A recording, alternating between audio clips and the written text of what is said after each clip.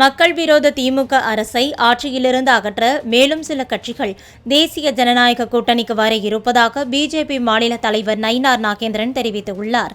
திருச்சியில் பிஜேபி நிர்வாகிகளுடனான ஆலோசனைக் கூட்டத்தில் பங்கேற்ற பின்னர் செய்தியாளர்களை சந்தித்த அவர் பிஜேபி அதிமுக கூட்டணி பலமாக இருப்பதாக கூறினார். அதான் இன்னும் தேர்தலுக்கு இன்னும் 8 மாதம் இருக்குது. ஏற்கனவே இப்பொழுது நாங்கள் இணைந்து சில பணியாற்றி கொண்டிருக்கிறோம்.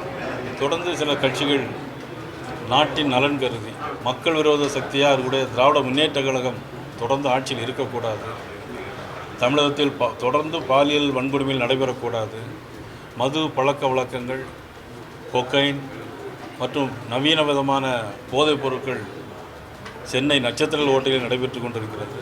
தமிழகத்தில் ஒவ்வொரு பள்ளிகள் கல்லூரிகள் வாசலிலுமே வியாபாரம் நடைபெற்று கொண்டிருக்கிறது. இதெல்லாம் இல்லாத ஒரு அரசு அமைவதற்கு, தேசிய ஜனநாயக கூட்டணி ஆட்சியில் வருவதற்கு நாங்கள் தொடர்ந்து பாடுபட்டு வருகிறோம்.